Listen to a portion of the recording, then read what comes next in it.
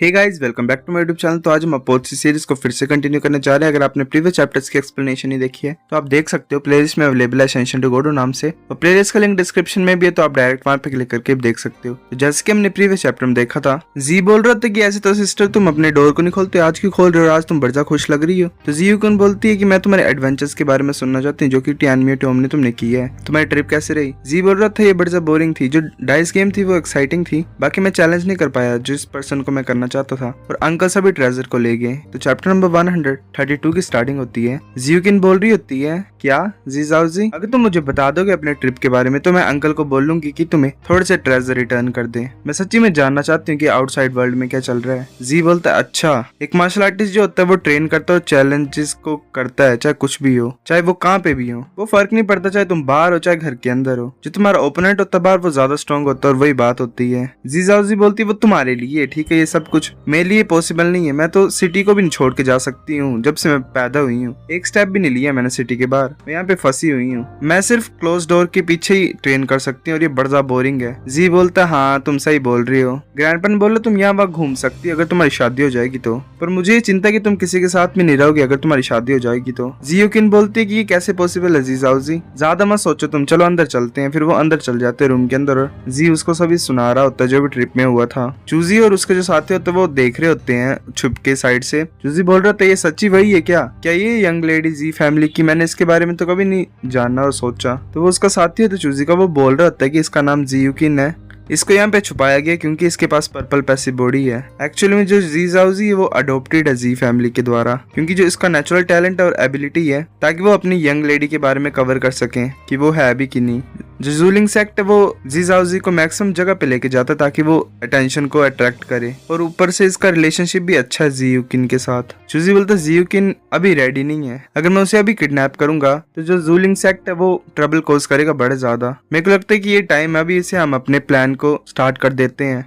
उसके बाद जो जूलिंग सेक्ट और जी यूकिन है वो दोनों मेरे होंगे। तो उसका साथी होता है वो बोलता है कि जैसी आपकी कमांड। चूजी सोच रहा होता है कि लूजेंग ने सीमी योंगलिंग को मार दिया और उसकी वजह से मेरे सारे प्लान खराब हो गए। एक बार मैं हेवन डेविल लार्जर ए को लर्न कर लूंगा तो मैं पक्का तुम्हें मार दूंगा। पर वो बच्चा गायब कहाँ पे हो गया, जब से टियानमिया टॉम में था वो हमारे साथ, उसके बाद वो गायब ही हो गया, और किसी वजह से मैं शांति से नहीं रह पा रहा हूँ, मुझे टेंशन हो रही है। तो फिर से हमें सी गोल्ड लैंड का सीन दिखाई देता है। वहाँ पे लूजेंग वापस आ रहा होता है स्टार्क से कम्युनिकेट करने के बाद। लूजेंग सोच रहा होता है कि मुझे बड़ी ज्यादा चिंता हो रही है लुयान की, मुझे कोई इन्फॉर्मेशन नहीं मिल रही यहाँ पे मिडल डोमेन की, पर अभी सोचने और चिंता करने से भी कुछ नहीं होगा, मैं अभी इसको जल्दी से करता हूँ फिर मैं वापस चल जाऊंगा। लूजेंग वापस आ जाता है अपने शरीर में। क्रिम्सन ड्रैगन हंस रहा होता है और बोल रहा होता है कैसा गया। लूजेंग ऊपर की तरफ देखता है, जो उसका स्टार होता है वो ग्लो कर रहा होता है। लूजेंग सोच रहा होता है कि ये फर्स्ट टाइम था मेरा पूरे वास्ट स्पेस को देखने के लिए और फील करने के लिए। अब मुझे पता लगा कि कितना ज्यादा इनसिग्निफिकेंट हूँ मैं इस पूरी दुनिया के सामने। लूजेंग बोलता है, ठीक है अब मुझे बताओ कि स्टार के साथ लिंक तो मैंने बना ली है, पर मैं इसकी पावर को कैसे यूज करूंगा।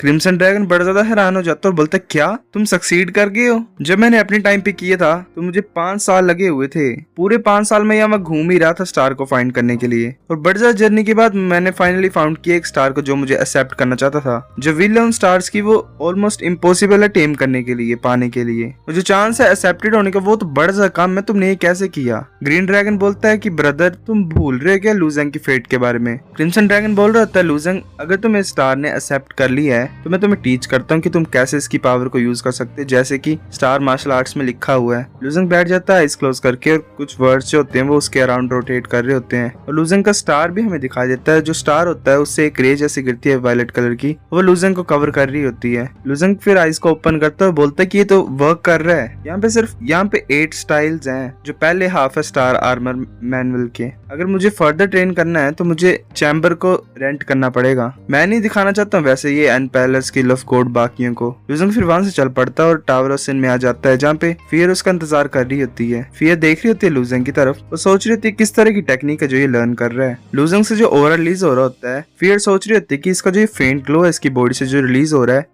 ये मेरे को अलग सी फीलिंग दे रहा है। लूजेंग बोलता है, फियर चलो वापस चलते हैं। फियर बोलती है, हाँ ठीक है चलते हैं। फियर आगे मूव कर रही होती है, लूजेंग देख रहा होता है उसे, वो सोच रहा होता है कि इसने फाइंड कर लिया है। फियर बोल रही होती है तुम जब यहाँ पे थे मैं तुम्हें बताना चाहती थी कि जो मैच है आज का वो स्टार्ट होने वाला है, तैयार हो नेक्स्ट लेवल पे मूव करने के लिए। लुजंग बोलता है ठीक है। लुजंग सोच रहा होता है मैं ऐसे ही, मेरे को लगता है मैं ज्यादा सोच रहा हूँ। फियर ऐसे मेरे को लगता है कि नी ज्यादा माइंड कर रही है मेरी टेक्निक के बारे में, पर फियर सोच रही होती है कि वेल मैं बड़ा क्यूरियस हूँ कि किस तरह की मार्शल आर्ट्स को ट्रेन कर रहा है। पर इससे ज्यादा इंपॉर्टेंट ये चीज है कि इसे मैं अपने किन के सामने, अपने जो रेस है उसके सामने लाऊं और जो सीक्रेट्स है हमारे लॉर्ड के उसे अनलॉक कर पाऊं। मैं ऐसे नहीं इसका ट्रस्ट खो सकती हूँ अभी। लुजंग अरेना में खड़ा हो जाता है और बोल रहा होता है किसकी हिम्मत है मुझे चैलेंज करने की। तो जो डीमन होते हैं वो कुछ नहीं बोल रहे होते हैं। लुजंग सोच रहा होता है कि मुझे ऐसा लग रहा है जैसे कि यूशु ने बोला था ये मेरे को चैलेंज नहीं करेंगे। 2 दिन बाद का सीन दिखाई देता है। फियर बोल रही होती है कि तुम्हें 3 दिन में किसी ने भी चैलेंज नहीं किया, चलो नेक्स्ट लेवल पे चलते हैं। लुजंग बोलते हैं चलो चलते हैं। वो फिर आगे नेक्स्ट लेवल पे जा रहे होते हैं। तो वहां पे एक अरेना में एक डीमनाइट खड़ी होती है। वो बोल रही होती है कि किसकी हिम्मत है मेरे को चैलेंज करने की। वेल उस डीमनाइट का नाम होता है जीयू। फियर बोल रही होती है ये आवाज तो ये तो जीयू है, ये भी यहाँ पे आई है। लुजंग बोला तुम इसे जानते हो। फियर बोलती है कि जीनियस है हमारे लैंड की, ये बड़ा ज्यादा स्ट्रॉन्ग है और ऐसे तो 5th टायर जर्नल ही है जो कि मेरे रैंक से बिलो है, पर मेरे पास इतनी पावर नहीं है इसको डिफीट करने की और फाइट करने की। ये हमारे लैंड में बड़ा ज्यादा टाइम से ट्रेन कर रही है बिना जाए हुए कहीं पे भी, ताकि वो टावर ऑफ सिन में एंटर कर जाए जब वो 5th टायर जर्नल बन सके। लुजंग बोलता है जीनियस, वो भी डीमनाइट की, अच्छा। फियर बोलते है मुझे मत बोलना कि तुम चैलेंज करना चाहते हो। फियर बोलते कि ये बड़ा ज्यादा स्ट्रॉन्ग है, मैं ये सजेस्ट करते हैं कि तुम इसे चैलेंज मत करो, तुम अरेना में तब एंटर करना जब वो पास हो जाए यहाँ से और चली जाए। लुजंग बोलता सच्ची है ऐसे। तो जो जी होती है वो सोच रही होती है कि यहाँ पे इतने ज्यादा रूल्स क्यों है, तुम्हें 3 दिन के लिए अनचैलेंज होना पड़ेगा नेक्स्ट लेवल पे जाने के लिए, ये तो बड़ा ज्यादा टाइम वेस्ट है। मेरा जो टारगेट है वो 10th लेवल पे जाना है, वहां पे तुम सबसे ज्यादा लाइट ऑफ फॉर्च्यून को अर्न कर सकते हो और अपने आप को इम्प्रूव कर सकते हो ज्यादा फास्ट तरीके से। और सबसे ज्यादा बुरी बात है कि कुछ इडियट्स हैं जो मुझे चैलेंज कर रहे हैं जब मेरे 2 दिन हो जा रहे हैं, लास्ट डे बच रहा है, और उन बेवकूफों की वजह से मेरे को जो 3 दिन वाला काउंटडाउन है वो दोबारा स्टार्ट करने पड़ रहा है। अब यही होप करती हूँ मैं कि इस बार कोई पागल और इडियट मुझे डिस्टर्ब नहीं करेगा। यीजू लुजंग की तरफ देख रही होती है। लुजंग स्माइल करता है और वहां पे आ जाता है उड़ के। यीजू भी थोड़ी सी हैरान हो जाती है और फियर बोल रही होती है कि मैं इसे स्टॉप नहीं कर पाई, अब मैं क्या करूं। लुजंग अरेना में एंटर कर जाता है। जो डीमंस होते हैं वो बोल रहे होते हैं क्या ये बच्चा चैलेंज कर रहा है इसे। फियर बोल रही होती है बुरा है। यीजू देख रही होती है लुजंग की तरफ बड़ा खतरनाक तरीके से। लुजंग भी स्माइल कर रहा होता है। यीजू बोल रही होती है कि एक और बेवकूफ इंसान आ गया यहाँ पे, मुझे ऐसा लग रहा है कि मैं ज्यादा क्रूअल नहीं थी अपने प्रीवियस ओपोनेंट के साथ, इसलिए तुमने लेसन को लर्न नहीं किया है। लुजंग बोलता क्या बकवास कर रहे हो तुम। यीजू बोलती है मैं तुम्हें सच में दिखाऊंगी कि असली दुख क्या होता है और दर्द क्या होता है। लुजंग भी अपनी स्वॉर्ड को निकाल लेता है। लुजंग बोलता है अच्छी लग रही है मेरे को तुम्हारी बोलने का मेथड। यीजू बोलती है स्वॉर्ड कब से पर्पल हर्ट होली लैंड जो है वो हाई क्वालिटी वेपन्स को ऐसे मेयर वॉरियर्स को दे सकता है। लुजंग बोलते मैं वहां से नहीं हूँ। यीजू बोलते सच्ची। लुजंग बोलता तुम मेरे से कुछ ज्यादा डर लग रहा है क्या। यीजू अपने डैगर को निकाल लेती है और बोल रही होती है आते हुए आगे कि वेल ये मैटर नहीं करता, अब तुम्हें यहाँ पे वैसे भी मरना ही होगा। वो लुजंग की तरफ डैगर से अटैक करती है। लुजंग उसे डॉज कर लेता है। लुजंग बोल रहा होता है कि तुम बड़ा ज्यादा फास्ट हो, ये इतना बुरा नहीं है। यीजू बोल रही होती है कि तुम ज्यादा बातें करते हो। लुजंग सोच रहा होता है कि इस टाइम में अपने जो बेसिक स्वॉर्ड्स आर्ट है उन्हें कॉम्प्लिकेट करना चाहता हूँ। किसी कॉम्प्लिकेटेड चीज को सिंप्लीफाई करना भी एक एवोल्यूशन की फॉर्म है, पर इसका उल्टा करना भी ज्यादा खतरनाक होगा, कॉम्प्लिकेटेड से सिंपली करना। अगर मैं इस बात को फॉलो करूंगा तो मैं परहैप्स एक स्वॉर्ड स्टाइल को भी क्रिएट कर सकता हूँ जो कि बड़ा ज्यादा यूनिक होगा। लुजंग यूजू के डैगर को रोक लेता अपनी स्वॉर्ड से। यूजू सोच रही होती है कैसे पॉसिबल है, इसने मेरे अटैक को ब्लॉक के लिए इतने ज्यादा सिंपल स्वॉर्ड अटैक से। वो लुजंग की तरफ अटैक करती है हरिकेन स्लैश का, जो कि अपने डैगर को गोल गोल घुमा रही होती है, पर लुजंग सिंपली एक स्वॉर्ड स्लैश से उसे रोक लेता है। यूजू बिल्कुल लुजंग के पीछे आ जाती है और अटैक करने लगी होती है, पर लुजंग ऊपर की तरफ जंप कर जाता है। लुजंग अपनी स्वॉर्ड से अटैक करने लगा होता है यूजू की तरफ।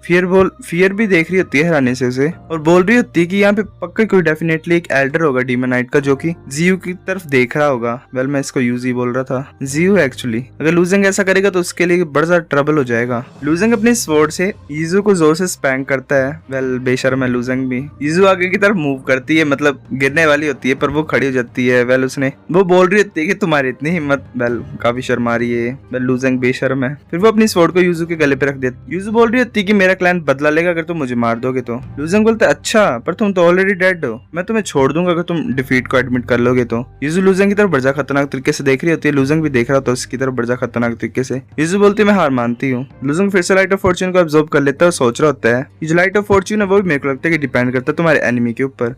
मुझे ज्यादा मिली है light of Fortune lower level के कंपैरिजन में। मुझे लगता है कि मुझे डीपर लेवल में ज्यादा जल्दी तरीके से जाना चाहिए और ज्यादा पावरफुल ओपोनेंट्स को चैलेंज करना चाहिए। सो गाइस चैप्टर नंबर 132 इतने थे। अगर आपको वीडियो पसंद आई तो लाइक करो, नहीं भाई फिर भी लाइक कर दो, शेयर कर दो दोस्त साथ, कमेंट करके बता। अगर आपको वीडियो कैसे लगी सब्सक्राइब करो। तब तक के लिए बाय बाय।